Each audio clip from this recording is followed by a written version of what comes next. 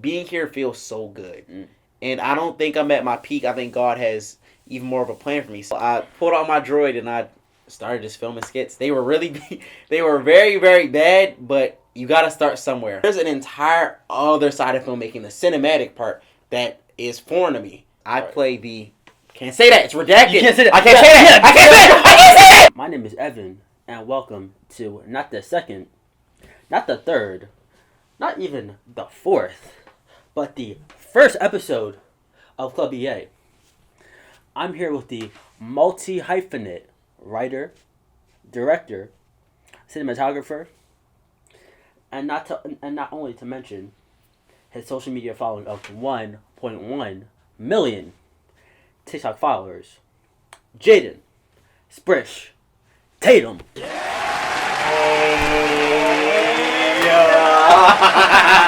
on Club EA! Come on now. Thanks for having me on, man. No problem. It's no problem. I'm really happy to be the first guest. Yeah, it's an honor and a blessing. It's a blessing to be here. It's an honor to be here. Right. So, how have you been? How's life? Life is lifing, but we getting through it. Getting through it. Yeah. Club EA. They don't know the Club EA cups. The Club EA cups. Branding. Branding. That's it. The special juice right there. It's our special juice. So, give us your Howard intro. All right. Well, my name is Jaden Tatum. I'm a sophomore television and film major, English minor from Baltimore, Maryland. On social media platforms, I go under the alias OfficialSprish and/or Sprish, where I make comedy skits that, I try to make people laugh or just entertain them. And it's worked pretty well. Like Evan said, I've gained a following of 1.1 million after 8 years. 8 years. 8 years of making videos. I've been making them since I was 12. So, tell us how that started. Just from the jump. So I remember I was watching. You know what RDC Road is? RDC Road 1. I was watching them on YouTube a lot. If y'all don't know, they make comedy skits. I think I was 11. I was 11 watching them, and I was like, I saw a video. It was called what was it called? When you take anime too far. Have you seen that? Yeah, I was watching that, and I was like, I could do the same thing. So I picked up I think I had a droid at the time. Hey. Shout out to all my droids. First of all, you gotta do that. Well, I pulled out my droid and I started just filming skits. They were they were very, very bad, but you gotta start somewhere to grow. That's true. You gotta start. That is true. Now, if you were to tell yourself from back when you started that you'll be where you are now, how would you react? I think he would crash out, bro. I think he would tweak. He might tweak. And back when I was young, I kind of didn't really think so much about the journey. I just thought about the end result. But through all of this, being here is cool, but that whole journey of getting here was just lessons on lesson on lesson, and right. It just made the journey so much more fun. Because I think if this was just handed to me, it wouldn't hold a special place in my heart like it does now. But because I've been through so much, because I've had so many accounts banned, because there's been so many videos that have just flopped after I worked on them for hours, being here feels so good. And I don't think I'm at my peak. I think God has even more of a plan for me. So I'm still very, very, very, very excited about where my journey's going next. So that's a good answer. Great answer. Great PR training. I'm gonna get that one day. But so that was just your social media side. Mm-hmm. How would you describe where you are right now on your filmmaking side? And I'm glad you asked that, because that's exactly why I'm here at the Mecca. Because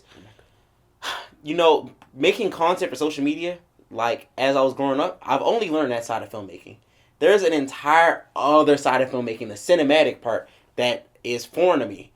And I'm really interested in that because of Jordan Peele, right? Yeah, I know. I grew up watching Key and Peele, and then Get Out came out, and I was like, wow, African Americans, we can really make it on the big screens. So I was like, I want to do that too. I want to be on the big screens. I want people to come to AMC to watch me and stuff like that. So I'm trying to learn it. It's a learning curve because there's certain things that I've learned from filming on TikTok that really isn't acceptable in the cinematic world. Right. So it's an uphill battle, but we gonna win.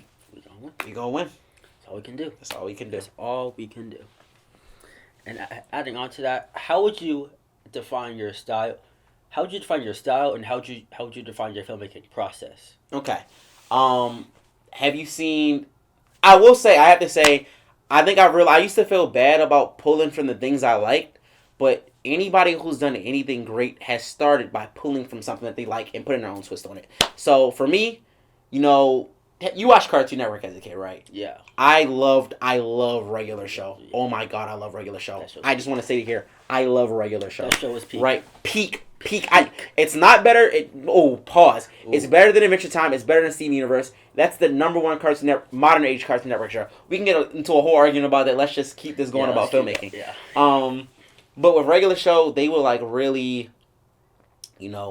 excuse my language, they will pull things out of their ass for the ending. They would. They really would. But I thought it was so fun because you have to be so creative to get from, moving chairs from point A to point B to fighting the Lord of the Universe. But that's a real episode, though. That's a real episode, though. But I think that's what really intrigued me because I was like, I can do this. I want to do this, bro. Like, I really want to do this. So when I'm writing my skits or whatever, I think of normal situations. And you've helped me in one of these videos, like when you go to sleep after school, right? That's a very simple premise.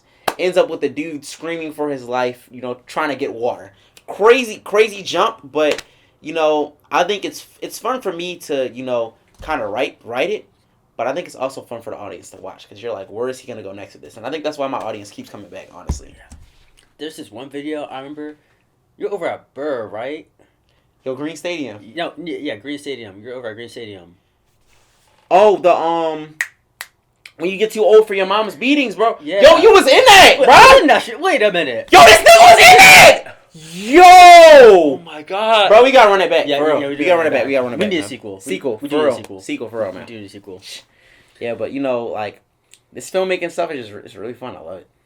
Yeah, and so, filmmaking and social media wise, what are some of the things in the future that you want to achieve? Like after you're now, we're both sophomores now, so like after your our last 3 years here.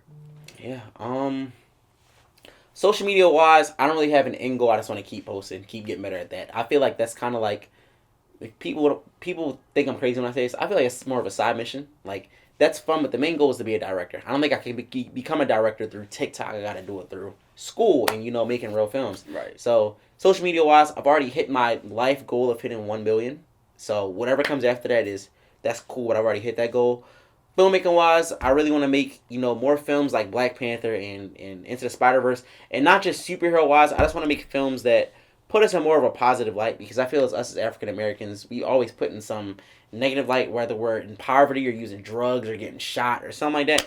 Like, why can't we be a cowboy? Why can't we be detectives? I feel like I want to do that. And they're cool detectives, bro. Like, why can't there be a cool black detective? That's very true. I'm saying so. I just really want to change the landscape of what is accepted by Hollywood for African Americans. So. I like that. Good answer? Yeah, that's a good answer. PR training. So stupid. But move on to my very last question. What new projects are we expecting from you?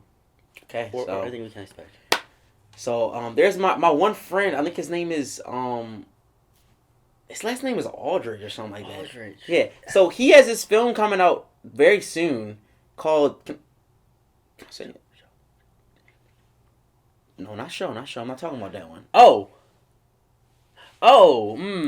He has this new film coming out called The Get Back, and I've been trying to get my body right for that. Because I play the.